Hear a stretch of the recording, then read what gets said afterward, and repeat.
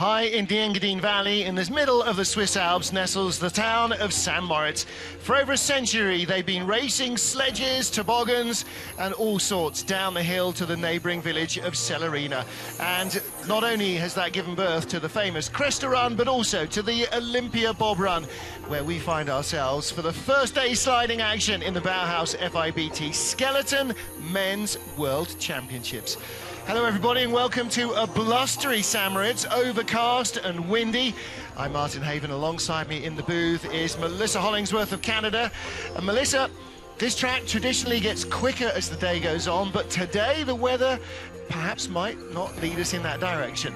Yeah, we were expecting snow today, so the start order is very different than it has been in past years, where you get to pick your number, and originally you would see number one rank would be picking number one, but you're going to see some of our best sliders off about 45 minutes after the start time.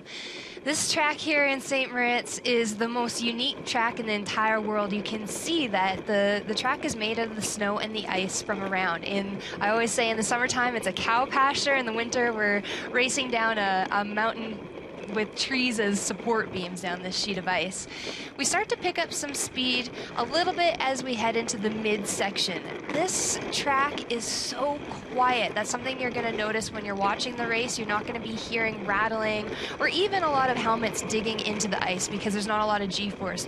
Horseshoe is one of the big scary corners on this track this year. It's not been so bad, where it's a quick 180, and now we start to pick up some speed in Devil's Dyke here.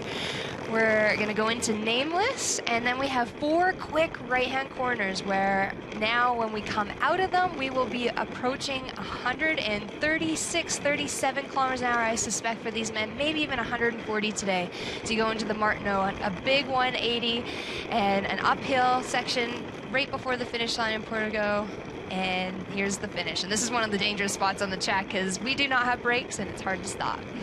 Well, Frank Rommel, the track record holder, set that time in the team competition at the end of last week, and Don Parsons setting the start record there as well. Because it is built afresh every single year in the path down through the woods, it is slightly different, and so track records go year to year. Air temperature +4 with some wind behind it, -1 degree and change of ice. It's not the -20s and -15s that we saw last week in the two-man and the women's bobsleigh, and there is snow forecast. There have been a few tiny little flakes coming down, but the forecast is for as much as maybe 2 meters overnight and into tomorrow. And Melissa, with changeable weather, that puts even more importance on getting your first of 4 runs absolutely nailed. Yes, you want to have the track conditions fair for everybody. That's really difficult when you're playing with weather like snow. And, especially in the upper section of this track where it's so long and flat and there's not much speed, and if you hit a snowdrift, then your race is pretty much over. We have 33 starters in our field. First off will be South Africa's Lee Webster. Marco Tsokolan, another newcomer, will go second. Ed Smith had a good draw. He went for number 3. The leader in the World Cup rankings gets to choose first, second place man gets to choose second, and so on. And historically, as Melissa said, you would go for a late ranking, but all the Brits have gone in the top 11. Now, normally that would mean the track will be quicker for their rivals who go later off. In these conditions, that may not be the case. They may have got just as good a draw as anyone else. Down towards the end of our 33, we'll see people like race winner Frank Rommel, and we will see next up our 2 leading Latvians, including the double world champion Martin Stukos. He's won it the last 2 years. He has 3 world championship crowns to his name. He, John Daly, John Montgomery of Canada, and a lot of the other front runners have opted for the high numbers in the draw, hoping for faster ice. And the reason the track goes fast is overnight lows are historically very deep, -20, -30, gets very frosty, and you need a lot of runners to polish it up into mirror perfection. That's not going to be an issue here today. The track is clear. The track is clear. La pista è libera. The barn is free for Lee Webster of South Africa, a Royal Air Force pilot. He's a navigator in Tornadoes. Born in Cape Town, lived in Ireland, now residing just outside of London with the RAF roundel on his helmet and making his first televised start. He's not competed in World Cup up until now, so this is his first big day on the World Championships for South Africa. So a 5:44, that isn't a very competitive start. The women earlier today were pushing in the 5:20s, some of the best starters. So you can see that he is going to have a bit of a deficit there, trying to catch up with the absolute best in the world. A former rugby player, he's coached by Mark Wood and Chris Type, two of the British coaches who help with a lot of the development programme athletes. They came into sliding relatively late, only in 2008. He's got a Bromley sled, long skid into horseshoe. You do want height in that corner, but that's not necessarily how you want to attain the height with a bit of a skid going up. But he got out clean, which is always a relief.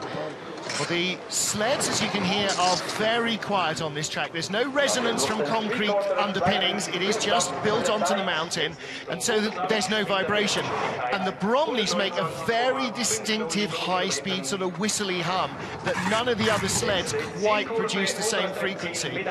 Very interesting noise they make. 1:11.66 slide. He gets our World Championships off to the start. 33 sleds go in this heat. Anybody who completes the run will get through at least until the third heat tomorrow, and then the fourth and final heat will be down to our fast 20 for the medals. You can see he's going into horseshoe, angled in late, and he gets quite high. This is actually the only corner on the track that is there, even in the summertime, with that concrete profile. He came very close to hitting the roof. The roof is there to help sleds. In case you get too much height, it will bounce you back down into the track for safety purposes. Another man who's not been on televised coverage before because he's never started a World Cup race, Marco Zoccolan.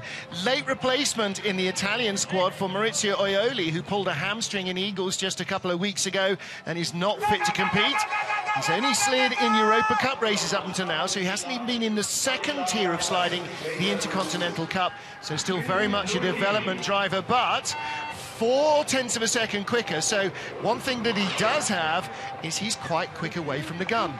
You can see he's having some problems here. There's no pressure, and when you're moving around on your sled in a flat straightaway like that, it's like a pendulum. And if you move your weight to one side of your sled, then obviously the other side is going to swing out from underneath of you. You have to just tap your feet behind you like a rudder to get that sled going straight when you're in that type of trouble. Well, you can see from the pictures how glassy smooth the ice is, Melissa. And unlike a ski or an ice skate, you don't have a flat runner. You just have a tiny bowed contact patch, and so that makes it even harder to keep control. Yes, and with that glassy surface, you could see he lost a little bit of control. He actually bounced off the roof in horseshoe. I was very surprised when we slid earlier today at 9 a.m. how glassy the ice is, because usually it's quite frosty and sticky that early in the morning, but we were having some issues skidding around on the track earlier today. It's a very slick race day today. Low overnight temperature, only down to about -4 as opposed to -27 that we had last Thursday night. A 1:10.82 slide. And we saw his teammate Julia from the women's race there in the coach's box. Another young development athlete from the Italian program. Marco, long rangy guy, big fast starter. He's going into horseshoe very late, which is a good line. Too much height. He actually hits the wall, and that's why he has that severe angle change after he hits the roof. Immediately goes down, but the corner's not done. Watch him. He's going to now rise again and get some pressure. There's air between him and his runners in that sled. What a great shot. As he falls out of that corner, bounces. That's pretty rough. And that's the first genuine scorpion we've seen. Next up, Ed Smith of Great Britain. 13th in the World Cup rankings, World Cup rookie this season. Another good fast starter from the British program, 4.97. He handles the kink well. That's exactly what we're used to seeing, just a slight toe drag. You counter on that corner and straight, no movement from kink 1 to kink 2. Now he's in this long corner called wall. Comes out, direct back into snake 1. Very smooth. We've been having issues skidding off of snake 2 all week, but maybe with this warmer temperature, the runners are able to have more grip.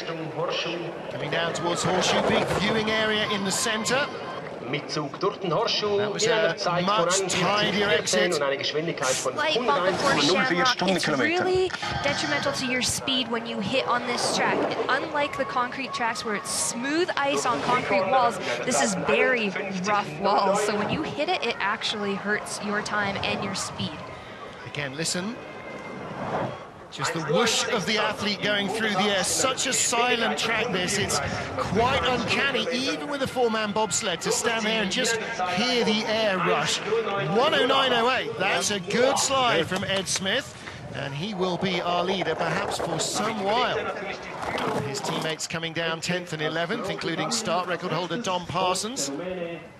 It will be interesting to see if we do get track conditions changing with Ed picking number 3, if that was an advantage for him as we go later in the start list.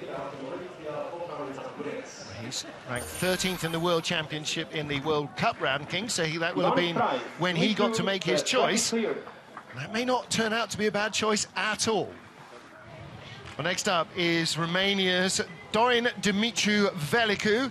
Again, another slider relatively new to the sport. Started in 2006, but only has done partial seasons really up until this year.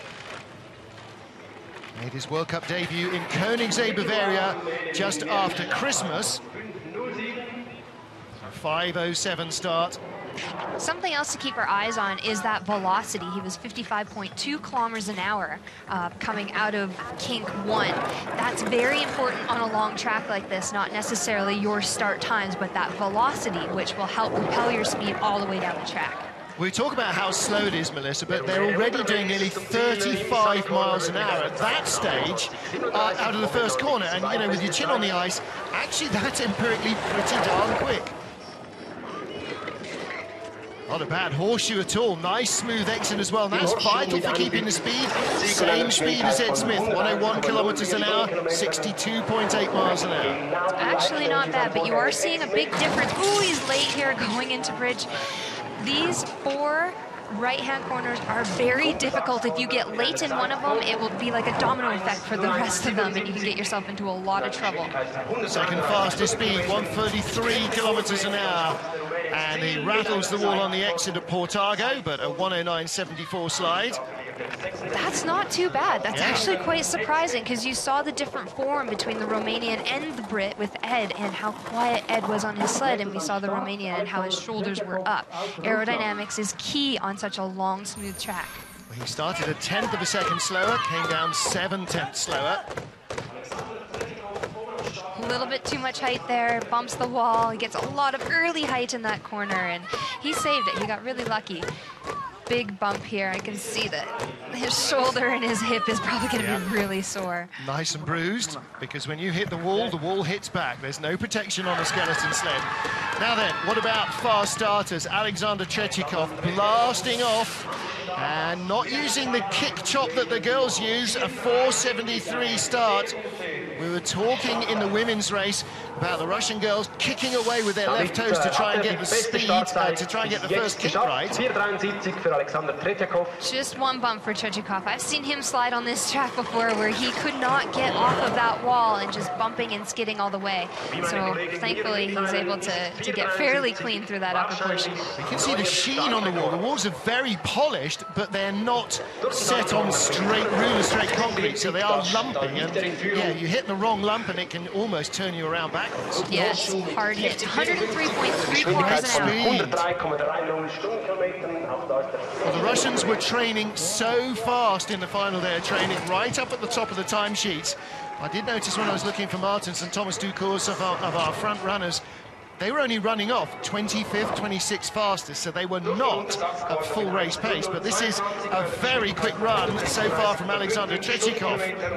Wow, 107.85. Track record is 107.76 in very much colder conditions a week ago. So that is a really strong run.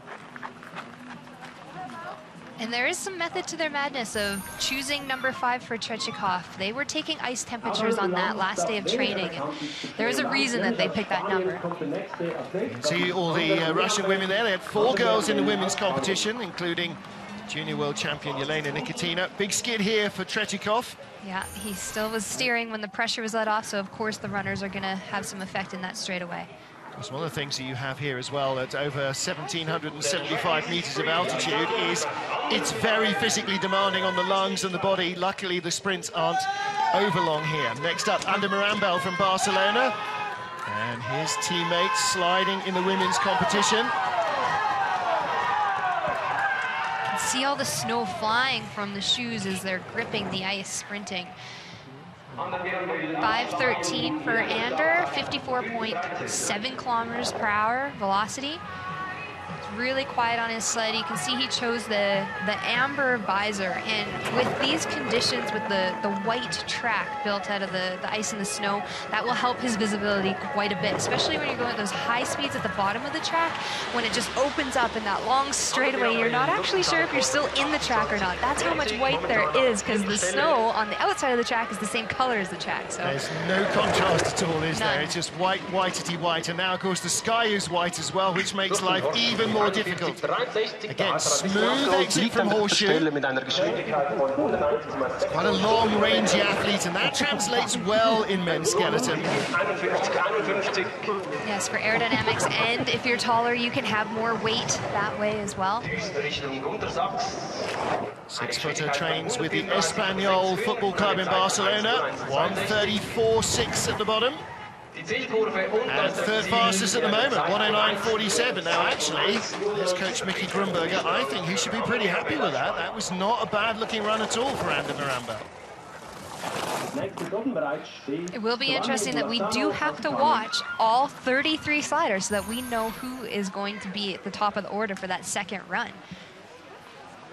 Nice height in Horseshoe. You can see he's starting to come out of the corner. He's steering down, trying to keep that sled off the wall. Heading into telephone. Didn't have to use his toes to enhance the line. It's Alexander Chechikov, Ed Smith and Ander Miranda, our fast three at the moment.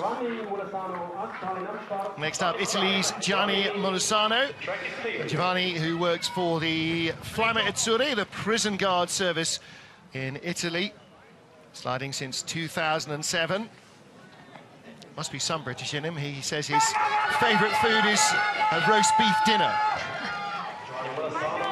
Most Italian of dishes. Well, much more of a regular on the World Cup than his teammate Marco Zoccolan. Good momentum, 55.8. He just cannot get his sled to track straight. You can see he's moving to the right, to the left. He's overcorrecting the entire way. When you're doing that on a flat surface, you're going to be bleeding speed the entire way down the track. Yeah, the temptation must be to try and steer the first time it skids, but as soon as you shift your weight on those straights, you're shifting the sled's direction as well, and sometimes it almost adds up to worse. Yeah, that's a great visual. Oh, he hits the roof again in Horseshoe. I'm surprised that we're seeing this so much, because got a good exit. Yeah, he got slow speeds, 100.4 kilometers an hour, so you want to stay off the roof. Yeah. It doesn't help your speed. Yeah, the chin of his helmet scraping on the ice. That's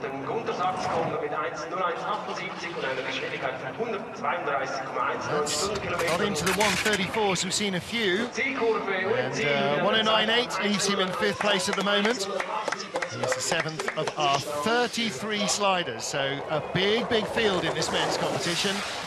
The World Championships is a huge draw, Mercer Hollingsworth. It's an even huger draw when it's in St. Moritz, right? Everybody wants to come here. Yeah, well, this is where our sport originated, with the Cresta run. And you can see here he is going into Horseshoe, a bit of a tap. He doesn't have the extreme direction change like we saw earlier, so he gets away with it a little bit. Hopefully he doesn't have any splinters in his shoulder. Worrying the woodwork rather than actually threatening it deliberately. More Russian noise at the top, including in the track, in the hat there, Yelena Nikitina. This is for Sergei Chudinov. Again, Chudi, one of the big explosive starters. 3rd fastest in the last day of training for this men's skeleton World Championships. This start is actually quite difficult for the men, because you have to run it long, but all of a sudden the groove ends and you have to get prepared for kink 1 with that toe to get around. Handles it very well. 493, 56.3 kilometers an hour. Look at how low his head is. Great shot of his profile, how quiet he is. He actually stuck his head down. Did you see that? He wasn't even looking as he entered wall. Well, he knew he was on the right line. That'll do. And that's so much the secret here, Mel. If you steer onto a corner right, the chances are it's going to go right. A little bit early, you can see that direction change. We have to look for the subtleties here as these... Ooh, Oh, he came really close to the roof. We'll have to check out that replay to see if he actually hit it or not. They are finding this track very different from training. Very much so, with that glassy type polish after having all the women slide down the track. It is a little bit different. Horseshoe, we were able to, in training, really drive our sleds up into that corner, and if you're doing that now, you're coming too close to that roof. And maybe something of the high ambient temperature is helping. It's only just below freezing on the ice. Chudy in second place behind Alexander Tretyakov. Again, they're the only men under 109. Tretyakov in the 107s, Chudinov in the 108s. Everybody has unique styles of stopping because we do not have brakes. Have a look as he comes in a horseshoe. He comes so close to that roof. I think he was skimming it. You could see his head move immediately. I don't think he was expecting that he was going to be that high, that corner. I don't think any of them expected to be this high. They're all shooting straight up, and they're on the good line, and it shouldn't carry them so high. Well, let's see what happens to Hiro Takahashi. And Mel, when you're at the top of the track and you're watching some of this, you know, 2 or 3 before you go, you're seeing everybody right up in the woodwork. You've got to think, right, I'm going to have to readjust my line, surely. Yes, and so that's individual, whether you're watching the big screen, learning from the sliders before you, or if you're just staying in your own mental zone. Perhaps your coach will come to you and talk to you about what horseshoe, how it's acting now. That's everybody's different game plan. Nice straight away from Hiro. If you just see the runners, the front edge of them vertical, that's great. If you see more than that, that's not so great. Little skiddy, the second section of Snake. I noticed that in the women's race. Everybody's just getting a little height there and the sled's skidding on. It's so difficult because that's coming from the entrance of Snake 1. You need that early height there. If you don't have it, then you're going to get too much pressure too late in Snake 2 and skid off of it into Sunny. Avoided the woodwork there. Maybe Katsuhiro Koshi, the coach, is saying, just be careful, it's a little slicker than you think. And I guess a couple of corners in, you're already feeling that lack of grip, if you like, on the ice. Yes, and you'll see it immediately in wall. It gets really shiny. 133.5 kilometers an hour, slight tap. 83 miles an hour and still accelerating hard through that speed trap all the way down to the exit of Martineau. You start to go uphill. That's where you cross the cresta run that runs, well, not quite parallel, but at least beside this track as they snake their way down the valley. You come uphill into the final corner. Portago, named after a famous motor racing and skeleton slider from Portugal. Look at all of that snow flying as he's pushing his sled. That tells me how soft this ice is right now. There is Hiro Takahashi, one of 2 Japanese sliders in the field. Shelley Rubman up there with her daughter Ella, the newly crowned women's skeleton world champion, watching partner Krista Bromley. Hello, Daddy!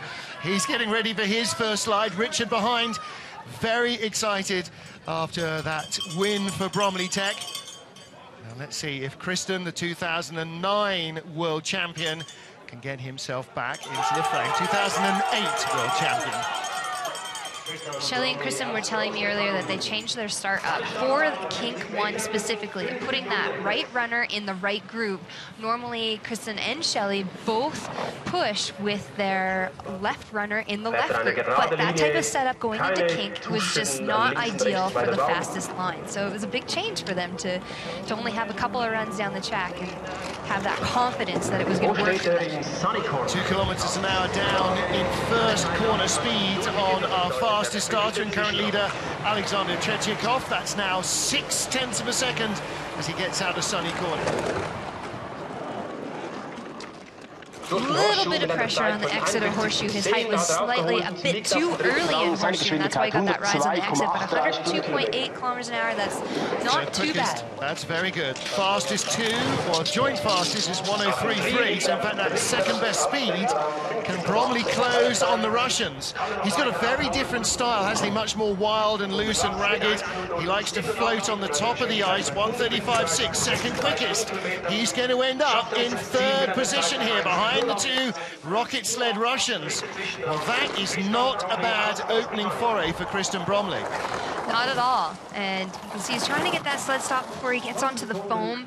We noticed for the women's race, when you get up on the foam, it's a little bit dirty and it scratches the runners. Plus it can toss you off the sled. Yes. Late exit from Horseshoe. A little bit too much pressure there. He handles it really, really well, trying to stay off the wall, heading into telephone, so he's a bit of a bump off. Improvements that he can make for the next 3 runs. Well, with brother Richard, who you just saw, they developed those Bromley sleds. Dom Parsons, the start record holder, with a 4.86 up until Alexander Chechikov blew a 4.73. He gets out of the groove, but miraculously keeps him straight. And actually, that was not a bad first corner, given that huge intake of breath from Melissa Hollingsworth. Now, can he focus and forget what's just happened? Because, boy, that was his get-out-of-jail card. That was, but we'll have to see if he can relax. Too early into Snake. You can see there's a little bit too much pressure. Comes out, actually hits the wall. We haven't seen a whole lot of that. We've been seeing people skid off that corner. So he's definitely rattled a little bit from that mishap at the start. And now every time he hits the wall, it'll be, curse, curse, curse. Got to be smooth as silk here. Half a second back. 3rd place, though. 100.7 kilometers an hour. We saw Chechikov at 103. There's just not enough track for Dom to be able to pick up any more speed. Certainly that sled bumping out of the start groove could have ruined his World Championships within 100 metres of the start. 1:33.6, that's the 3rd best speed we've seen. That will leave him in 4th position at the line. So, given what happened at the start, yeah, okay, Andy Schmidt. Well, Dom's thrown his head in his hands and hasn't missed, but, you know, when he watches that, it could have been a total horror story. Yes, and his... can see he has his right runner in the right Stumbles. groove. He stumbled there. First couple of steps, it almost looked like, but as he loads, bang, it pops out, and then safety belt. I have always said that's actually the confidence that I gave Shelley. You can see here's Horseshoe very close to that roof, great high line. But if we're going to talk about the start, Shelley was not sure about using the right runner in the right group. She was worried about the load. That's the safest thing you can do. Exactly what Dom did. He hit the side of the saddle that was not in the groove and popped him out. Anton Batyuev, another big starting Russian, and another who has not spent much time in the World Cup this year. He's only had 1 World Cup start, 5.09. Very quiet on his sled. You can see he's just trying to pull the sled over a little bit earlier for wall, but quiet, no skidding, no hitting. That'll give him a lot of confidence for the remaining part of the track. Youngest of the Russians with Chechikov. He's still just 27 years old, month younger than Alexander Chechikov, but he's been sliding 3 years longer. Just hasn't quite got the speed to produce the results that Chechikov does. That's not a bad run through Horseshoe. See a big steering his legs down like the pendulum to really haul the sled off. Things are looking really clean, but we're not seeing the speed. Maybe he's doing too much work in the sled. He tends to use his legs a lot more than the other Russians do. You can see both legs, one side or the other, really working with the hips rather than the shoulders. And Melissa, is that more steering that he's having to do then? It is, and then that will just be slowing you down, really. With these sleds, I always say you steer head, shoulders, knees and toes. Your head through the airstream, your shoulders pressing on the front, your hips at the back, toe drags. But he uses both legs together, swung from side to side, which is a unique style. I don't see anybody else doing that. No, and every time you move, that's friction in the ice, and that will be slowing you down. You can see the difference. As he loads on his sled, he's going at least forwards and down compared to Dom, who just pushed out of the groove. He overshot his load and popped out of the groove. A long time since we've seen Australia's John Farrow sliding in almost any competition. Damaged his knee, his ACL, and tore his hamstring in a crash in Lake Placid in 2011. He spent a year recuperating. He still needs a plastic cast to walk, and he has a carbon cast on his ankle to run with. And he's now broken, he was saying something like a dozen carbon casts during the season. It was a really unfortunate, it wasn't a sliding accident, he was sprinting. And just because when he went to slow down, he was too forceful, and that's how he broke his leg and damaged all those nerves. It's been awful experience for him. He's been able to see the nerves regenerate and regain that function of his foot, but not 100%. Yeah, he's still got some nerve damage. That's one of the things he's going to address during the Aussie winter, our summer in Europe, when he goes back down to Sydney, his home. 101.8, third best speed there. His passion before skeleton is mountain biking. He's got some great videos online of all of his competitions, and he's got some great stories of all the broken bones and surgeries he's had from his crashes on his bike. So skeleton, I think, is a cakewalk for him. Not the only downhill mountain biker to convert to skeleton as being a slightly safer sport as well. There's a couple in the women's field. Well, that's not a bad looking slide. 109.61. It's a good slide. Caleb Smith, former American slider, looking happy with that. Tall fellow John, 6'2", 88 kilos, 194 pounds, and another Bromley sled slider.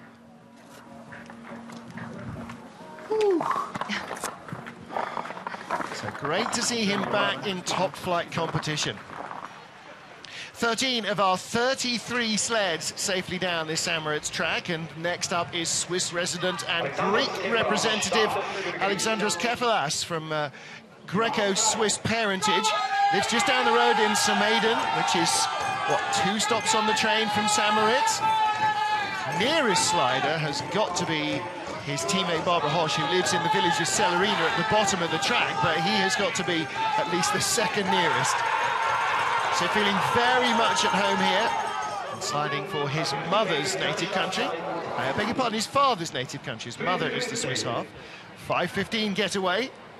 This is a great visual as we watch him and move around with his head and his shoulders and his toes of how sensitive these sleds are, that we don't normally get to see that type of reaction when we're going at higher speeds and pressure corners. Well, those of you who were watching the women's race earlier and been familiar with St. Moritz over the years will notice a very different noise on the track PA. Our regular track announcer has, his voice has completely gone now. He's talking down every single trip in training for the last 2 weeks, plus every single passenger bob, every split time. He must have called a couple of thousand trips down the track already this week. So I wish him lots of gargling, I think, probably, to try and get through the World Championships. Meanwhile, Alexandros just hovering around 10th spot at the moment, and between the two Italians, now up to 9th, ahead of Dorin Velicu of Romania and John Farrow of Australia. Good bottom part of the track, Melissa, 8th place run. Yes, I'm extremely impressed. Well, it's his home track, even though he is representing Greece. Well, now then, we talked about how in the women's race the track did not get quicker, even though it polished up. You know, ice tracks are weird things. Are we seeing that, or is he just more familiar with the track because he's been sliding here along with the Swiss? I don't think we'll be able to make that call until we see all 33 of the men down this track. Have a look at his form there. He's out there pretty early. He's going to take a tap right on the wood, too. That is a hard hit. Oh, he's skidding a little bit there in the finish corner. Yep. Yeah, that's a big clump on the wood. That elbow won't be very comfortable. Next up then, Andrzej Szczetina for Slovenia. You can hear Slovenians at the top, and a very large percentage of our FIBT TV camera crew will be at least silently cheering him on as well. There are a lot of Slovenians here. 5:09 getaway. You can see the big sticker on his helmet, the Sika team. Gregor Stalli is actually in town helping coach, and obviously the Dukers brothers and a few athletes are a part of that team. And anytime you can have Gregor on your side, you're definitely, that's a big advantage. And at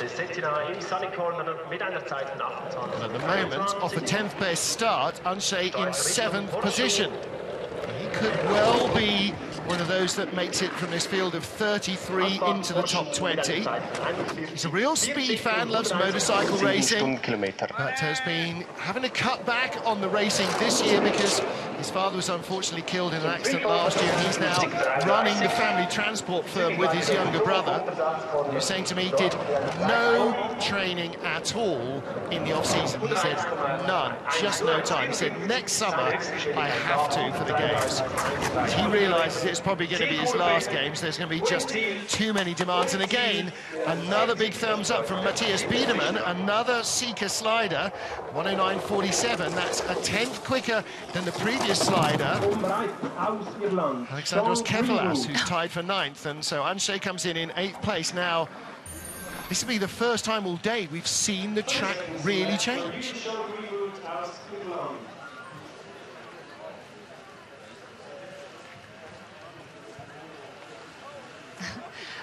That going off your sled over the foam, it is very painful on this natural ice, but he has a big smile. I don't think he's worrying about it too much. He's probably more worried about his runners, how they're going to be set up for the second run.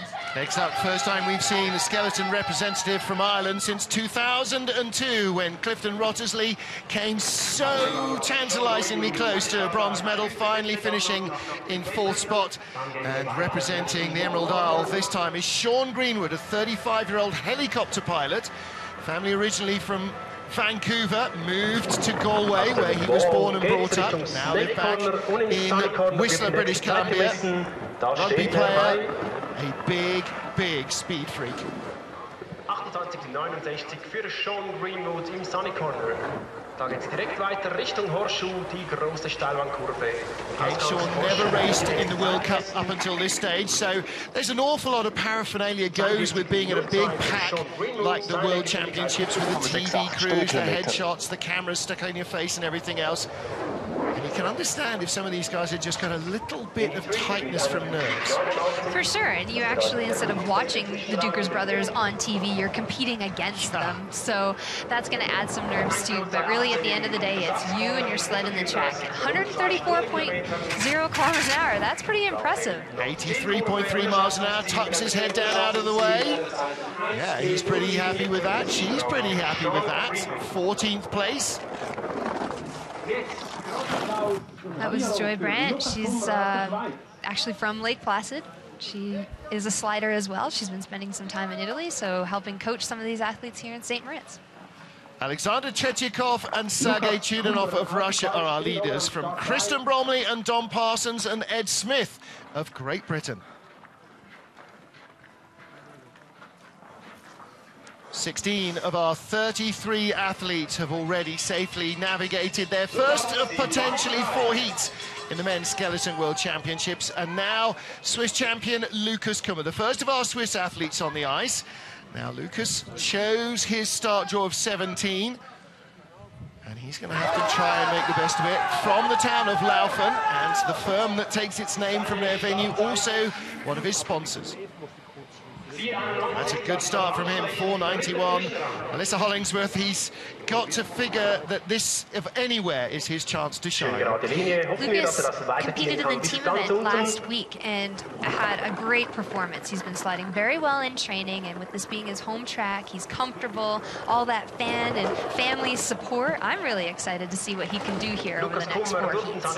He's another one of the athletes in the Seeker Abrasives program, so Matthias Biedermann coaching him along with Gregor Staley and all the others putting expert knowledge in. Whoops, think he got a little more height in Horseshoe than he was expecting, but dealt with it without too much of a skid. 100.6 kilometers an hour. I would have hoped that he would have been a little bit higher with that fast start time and everything being so clean, but maybe, just not expecting the ice to be as warm as what it has been might be slowing him down slightly. But at the moment, he is looking at a top 6 run, 134.3. See, he is using all of his knowledge to find good speed at the bottom of the track. 6th position, still in the 109s. Well, he's had a really solid season under his belt this year. He's gradually been finding his form. This result came last time out, 13th place in Eagles, Austria. In a Horseshoe, Has some good height, but he starts to steer the sled down too early, and I think he kind of realizes that because when you get too much early height, then you're going to get picked up again, and so that's why he was so aggressive as he was heading out of that corner to make sure it did not get that extra rise. Got the steer and then backed out of it, changed his mind. Well, the two Swiss athletes picked adjacent numbers. Mickey Grunberger holds the sled next for Michael Hoefer. Second of our Swiss sliders in the men's competition, the younger of the two, just 26 years old. But they both started sliding in 2007. Different sleds. He uses a Walser, and Lucas Kummer uses a Bromley. Gästefahrten von heute wurden abgesagt. Die Gästefahrten von heute wurden abgesagt. Diese werden morgen um 17 Uhr nachgeholt. 5:15 is not a bad start. He's being outshone by his teammate by 16, 17 hundredths though, so more than that, nearly a quarter of a second. As a result, the gap is yawning between the two of them. Pretty clean run so far. It's interesting to watch the lines when we get a long shot, all the different lines from all the different sleds, and watching how he will navigate his way. Like he's a little bit late going into, or a little early going into Devil's Dyke. He's got a full kilometre an hour better top speed than teammate Lucas Kummer as a result of not making that error that Kummer made in Horseshoe. Younger athlete, see him bouncing, his heels are almost, or his toes almost on the ice. 1:35, very quick, that's about third fastest. And again, the Swiss natives are using their knowledge of this track to drive themselves right into contention. Now, we've got a very scattergun approach to where the talent is. You know, the real front runners in the World Cup dotted around early, middle and late in this field. So this is kind of an odd feel to this run. Really is. The Germans and the Russians were taking ice temperatures on the last day of training when it was at this time, and that is why they picked the start numbers. They must have thought that the ice would be the best fit for their equipment and their sliders. Well, the Russians have gone early, the Germans have gone late, the Canadians, the USA have gone late, the Brits went early. There's a little bit of a discrepancy there, and you know, like every other sport, you get two different people, you got two different right ideas. Next up, another of our brand new sliders, Yuki Sasahara of Japan. From Nagano, he's a farmer, family farm. The older athletes in the field, 28 years old, started sliding in 2002.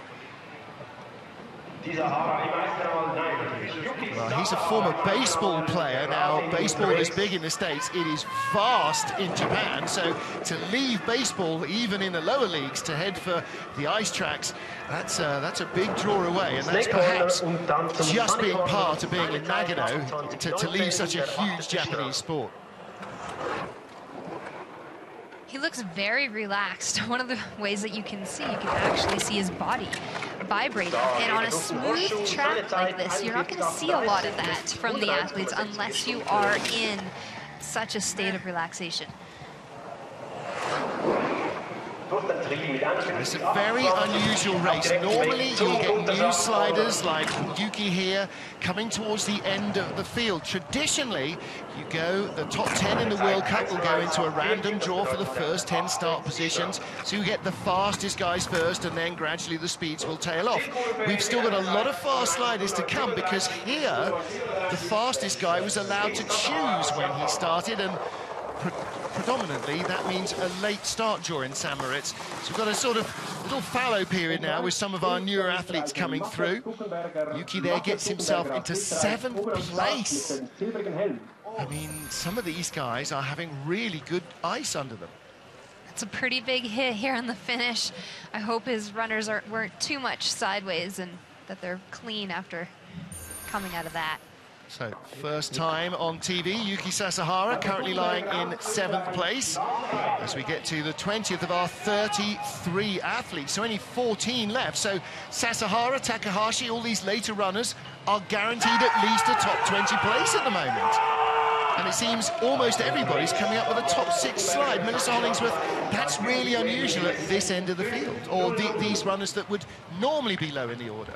It is, and it's going to make everybody watch till the very last slider. It's actually quite exciting, and normally we're only worried about our starts, how well we drive. Obviously, the equipment we choose never really our start numbers unless it's snowing or raining, and here that was a whole other part of the strategy. Well, Matthias Guggenberger here with the chrome dome from Austria, the first of our two Austrian athletes. And although they're fairly similar in age, the experience is very different. Gugi didn't start sliding until he was 21, some 7 years ago.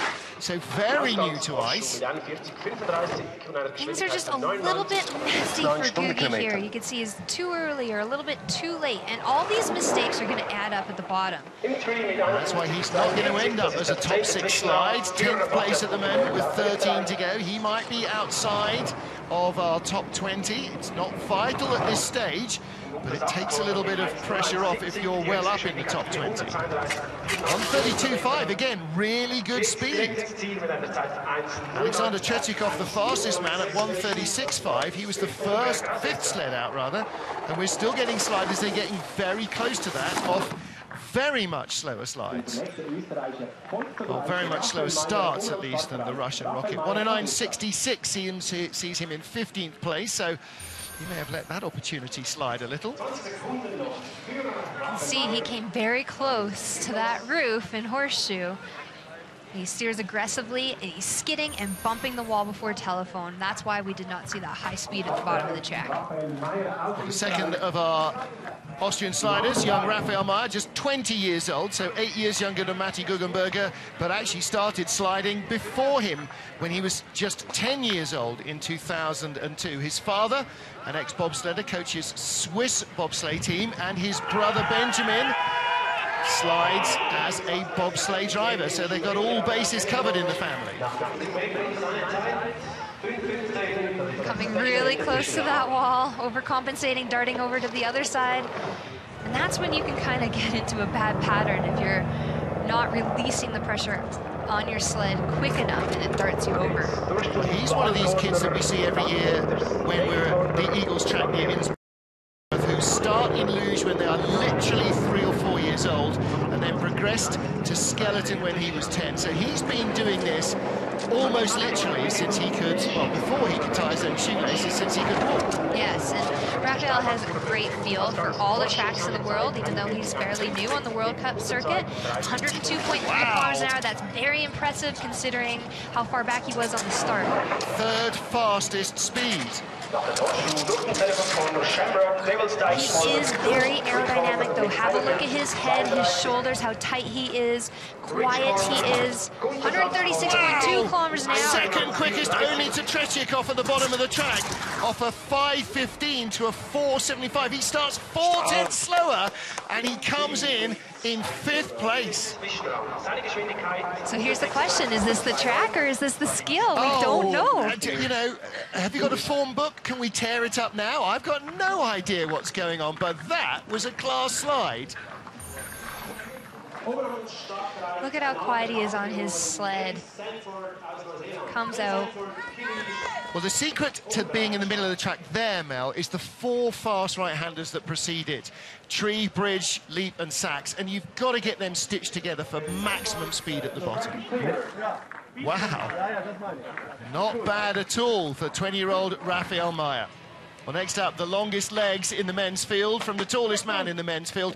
The second Kiwi ever to take a World Championship medal. He got bronze, and his uncle Bruce had done that before in his sliding career. This is Ben Sanford. Now, he loves this track, and it generally, not to be the curse of the commentator, loves him.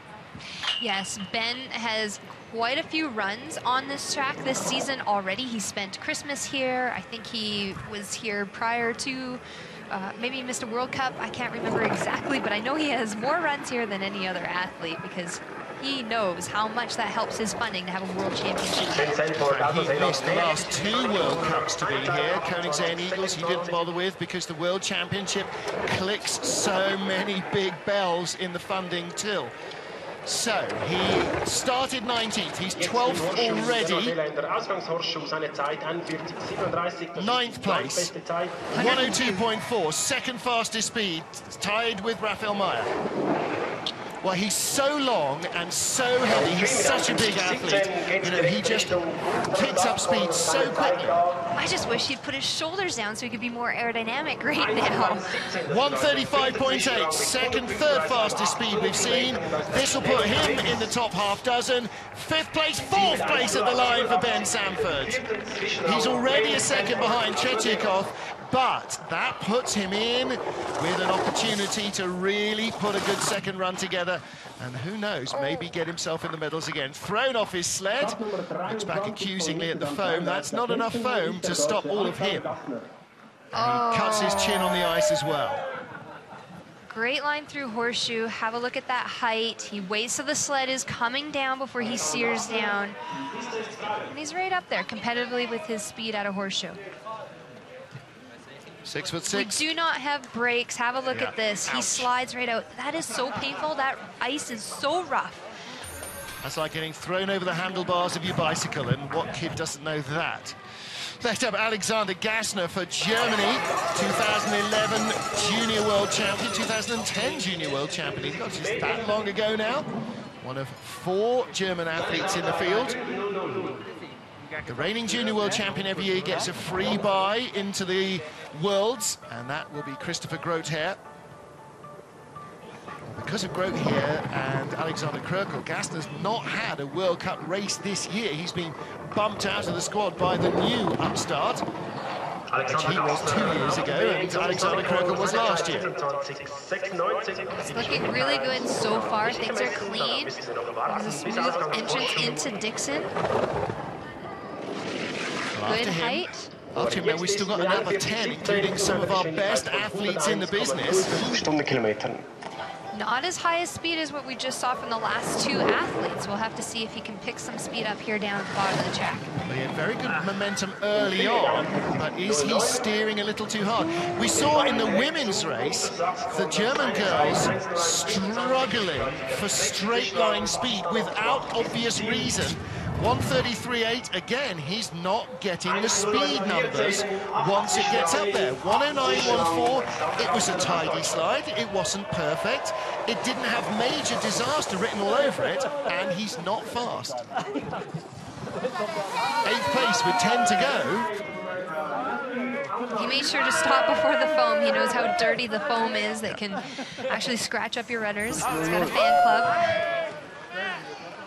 Magdeburg contingent of Gassner fans cheering him on. He's got a good start, 5 flat, is not a slouch getaway. He had great first corner momentum, and then it just slowed down under him. Well, that's something that we're seeing, like with the German women. They weren't going fast either. Is it this natural ice with it so smooth? Things that we can't see inside the sled. Well, next up is Matt Antoine of the USA. 6'2" of awesome from Prairie du Chien, Wisconsin. Gets a good run out of the first corner, a 4.99 getaway. He is starting to find the speed that summer knee surgery has robbed him of. At the top of the track, we have the option to use either groove, either runner, and any of the group. This is the only track in the world you're going to see athletes actually put the left runner in the right groove, so they're all the way over to try and get through kink as smooth as possible. Well, you know, the first corners are left-handed, so you'd think, okay, you might want to be a little further to the left, but in fact, you want to be as close to the wall as you can to stop it bumping. Oh, and high in Horseshoe for Matt. It's smooth in the telephone at 102.4 kilometers an hour. That's good Got speed. Great lines. Raphael Meyer drove himself into 6th position with similar speed. Antoine, a longer, heavier athlete than the tiny Austrian, could keep accelerating the way that Ben Sanford did. Fast 4 corners are good, exit is good, not much of a skid, 134.5. So he's 4th place. Can he break into the top 3? No, just tied with Ben Sanford. Well, 2 very long-rangey athletes come down with the same speed. 6'2" to Ben's 6'6", 180 pounds to Ben's 205. But again, they're long, slender shoulders. Good run. Great line in Horseshoe. It's high at the perfect point, steers out. You can see his entrance into telephone is not too abrupt. We didn't get to see that shot, but that's how he got that big speed. Well, that knee surgery during the summer has taken away some of his speed, but it is coming back. Next up, Canada's Johnny Fairbairn, mechanical engineer, originally from London, Ontario, just outside of the capital, Toronto, and now lives in Calgary. 5:01. John actually has his sprint coach here, Kim Cousins from Calgary, to help him be at his absolute best, peaking at World Championships. 5:01.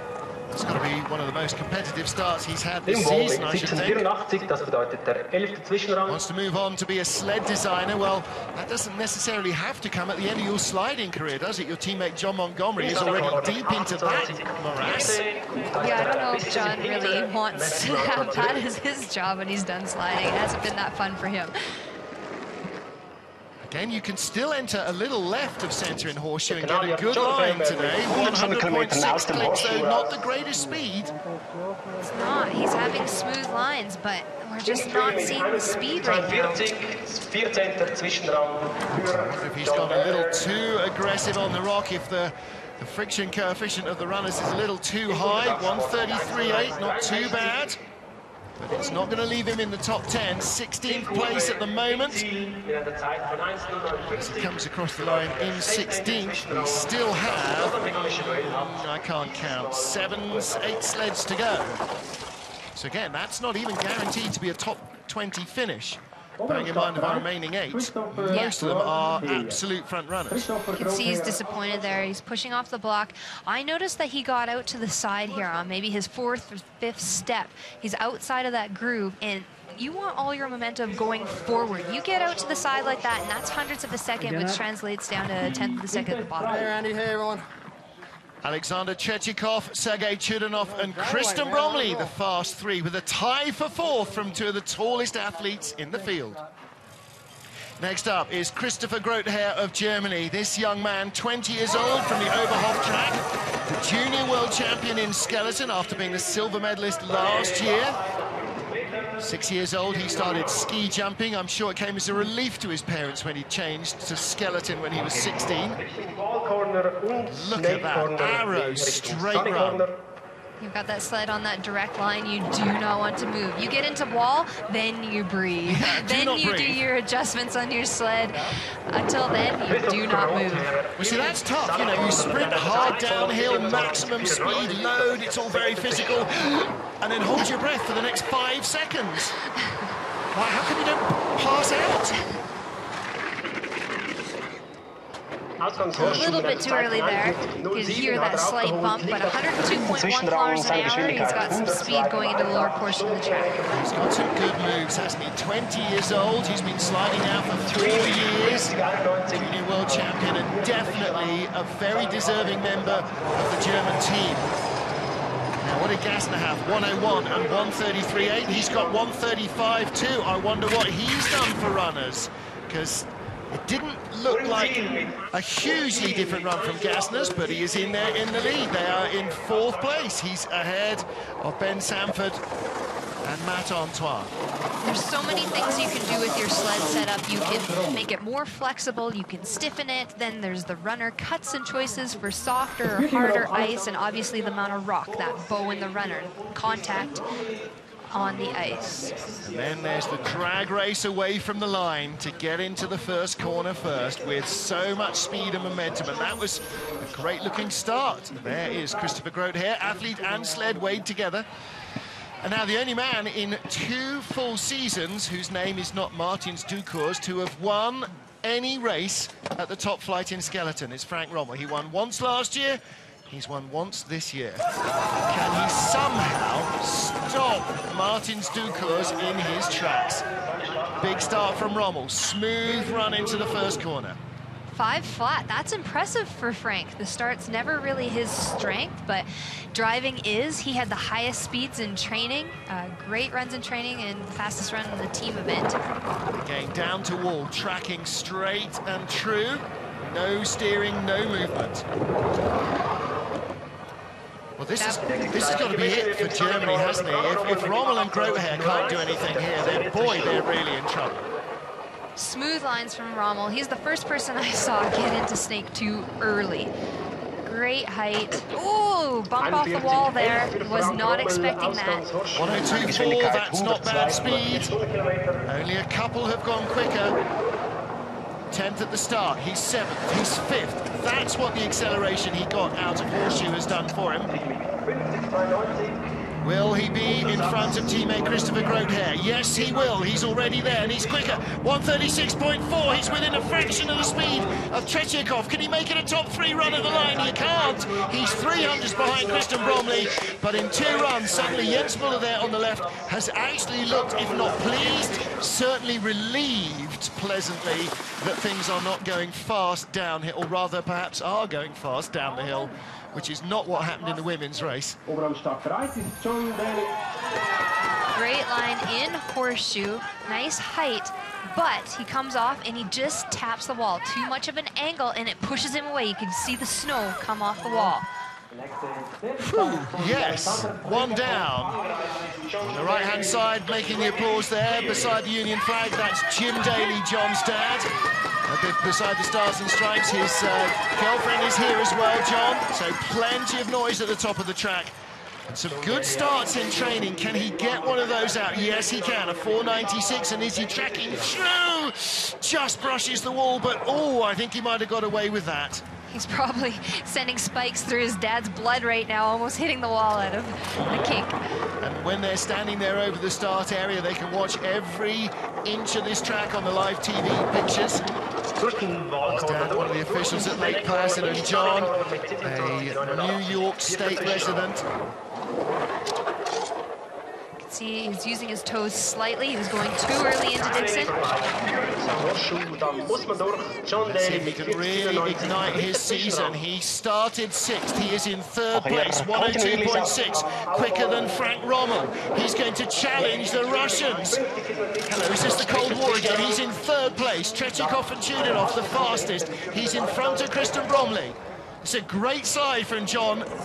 This is exactly what he needs. 134.9 might slip him back a little to 4th. Will he be 3rd or 4th at the line? It is 5th place, but that was a good-looking run. Tuffy Latour, who'll be racing later in a historic race. Happy with that. And John Daly, again, like Matt Antoine, that's a good opening marker, Mel. It is, especially for how his season has gone. That's going to build on confidence, and everybody is in a close margin there. Well, 2 tenths covering 7th to 10th. Girlfriend banging on the hoardings there at the top. And he chose to put the left runner in the right groove so that he can try and get that early entrance in kink. Yeah. I've seen worse, John Daly. I've seen worse. And he's wearing his numbered vest as well, so there's that hurdle covered. So, Olympic champion John Montgomery with the Monty Mark IV, his sled. He's sled on 4 different sleds so far this season. You can see his wife, Darla, with the Canadian flag there to the left of the screen. It's her first race watching him since they were in Whistler. Let's see what he can produce for her. 487, a second-ranked start. That is huge for John. John was watching the Russian girls chopping away into the first corner yesterday when he announced the first 2 runs of the women's race. He decided not to try that himself, clearly. You can see there's his helmet strap is dangling a little bit underneath of his helmet, which isn't necessarily a bad thing. It's breaking some air, possibly. Maybe tested that out in the wind tunnel. Okay, nice, smooth run. And he's just starting to find his form. He was pretty upset with himself after training. 2nd quickest start, 3rd at the moment. 102.4 is good speed. And again, listen to his sled whistle. Wow. There's a distinctive note from the Montgomery sled. Holy. Yeah, absolutely right. What's he got? 134.6. Great speed from Montgomery. He is back, baby. Where's he going to end up? 3rd place? 4th place at the line. 108.60. 400s ahead of John Daly. Yeah. Well, that was a great run, and you can see the sun is starting to come out too. Maybe it's starting to polish things up for these later athletes. Well, he wasn't entirely convinced yesterday that the coaches choosing him 29th start place would be a good gamble. Comes out a little bit early here, drifts to the left, had a slight tap as he heads into Martineau. Not the best speeds down at the bottom, but whatever, 4th rank, he's in the race. Something to work with. That is definitely something to work with. 4 sleds remain here in the first of 4 heats in the Skeleton World Championships. And here is a man who has already won 3 World Championship titles. I beg your pardon, 2 World Championship titles. He's going for his 3rd now. 478. Just behind Tretyakov by 500s, 57 kilometers an hour velocity. Oh, and you can see it's windy. Have a look at the tree branch that just fell into the track. What else are we going to see? As long as it doesn't blow any of the early morning squirrels back out of the trees or the woodpeckers, then we'll be all right. Moritz WCh of Latvia behind still. He was only 500s back at the start. Now he has the lead by Sunny. That took a little longer than I thought it might. I totally agree. It's odd to see the green. We've been watching red the entire race so far.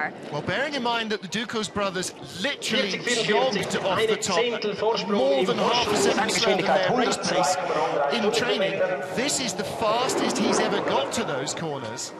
102.9, great speed again from Moritz WCh. Not for nothing do we call him Superman. He is the fastest man by barring Tretyakov. 136.8, the track is still giving up speed. And a bit of a hit. Is it going to be enough for him?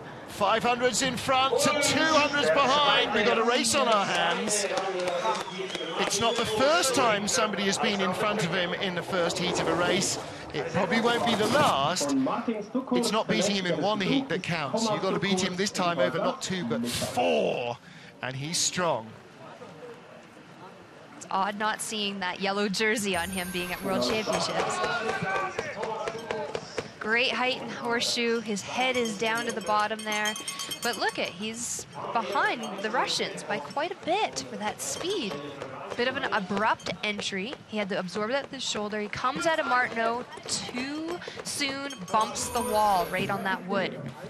Well, Moritz WCh's 200s off the lead. We've got a real race on our hands, and brother Thomas is definitely not to be counted out either. The older of the 2 Latvians, but just about as capable. So, what about the strategy? The Russians went off early, set blinding pace. The Latvians are going off almost last, equally setting blinding pace. It doesn't actually seem to matter almost what your start draw's been. Sitzen 21 im Wallcorner, das ist die drittbeste Zwischenzeit. 487 getaway. So, what is he? 3rd fastest in the field. This is a great entrance into the snake too. So early, controlled that height. No skidding for Thomas going into Sunny. Well, about the only difference I can see in the track is that Tretyakov somehow had better bottom speed than Moritz WCh. Thomas 101.7 kilometers an hour. It's not as good as brother Martin's by a kilometre now, so he's going to lose that 3rd place. He's already down to 5th. So quiet, you don't even know he's going past the cameras at all. On 34.8 kilometres an hour. That's about 4th fastest, and 7th place at the line behind. Oh, tied with John Daly to the 100th of a second. We've got a number of ties in this field. In fact, we've got quite a number of ties in this field. 200s apart to the top. Tretyakov and Moritz WCh. Thomas WCh's tied for 7th with John Daly, with a tie for 10th. Tie. 3-way tie for 19th. Really late entrance. He's got the height and that midpoint right underneath the omega sign. Helps accelerate the sled out of horseshoe. Danish WCh's with the sled, builds them, designs them, and helps the brothers train them, runs the track at Sigulda. Probably makes the dinner as well. Eric Nielsen's internal monologue brings him to the line for Canada. Let's see what Faceman can produce. 32-year-old. Originally from Kelowna, British Columbia. You could hear the Scottish music at the start. Inspiration for Eric as he pushes the sled. 497. That's a good start for him as well. Anything under the 5-second margin is going to get you away nicely here. Avoid that bit of branch. Eric chose that amber visor as well for visibility.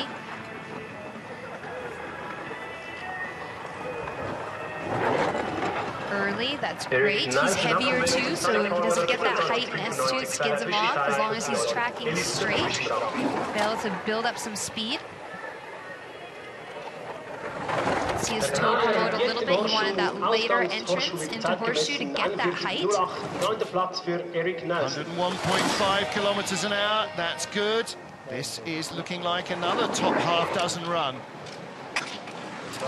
Against all expectations, early, late, middle start draw, just as quick. Can hear a little bit of the scratching, and that's just because he's so relaxed. His toes are just bouncing off the ice. It's not intentional. 135.1 kilometers an hour. Oh, and it gets him in 10th place. 10. That's all right. That's not...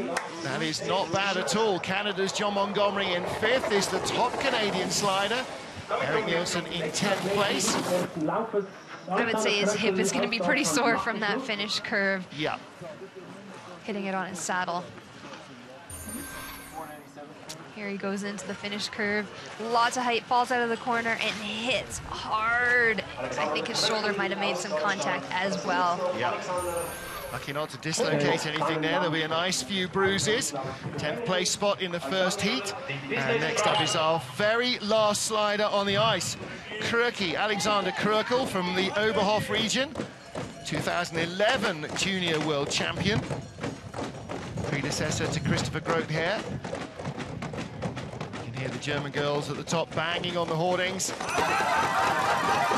Huber, Marion Tace, Katrina Heinz leaning over there, yelling him on. He didn't even use a toe to get around Kink. That's how much control and faith he has in his sled. Good momentum, 55.6 of a 5:01 start. That's not bad. And he's got friends and family here. Amazing how many people's diaries free up when the Worlds are in St. Moritz or any kind of race. All that history, all the glamour. No sun on sunny today. That's the first time we've been here in 12 days. We've not seen the sun gleaming on it as he comes down to horseshoe. Oh, just taps the wall as he heads into telephone. 101.2 kilometers an hour. That's slower than you're going to see those top sliders. Taps the wall with his shoulder at just 60 miles an hour. Building speed hard and fast now as they come out of Devil's Dyke through the fast four right-handers. Down towards Martineau, named after the first president of the St. Moritz Bob Club. And out through Portago. Spanish Marquis Alfonso de Portago took bronze in the two-man in the 57 games in St. Moritz in the World Championships and was killed later that summer in the Mille Miglia road race in Italy. Alexander Krökel with a 16th place run will be just in front of Alexander Gassner, the man who inherited the junior, or took the junior world championship title a year after. He has good height, but he's crossing too much into telephone. He hits the wall. Frank did the exact same thing, but Frank was able to carry his speed through the corner. Krökel throws his hands up in despair, a frustrated German.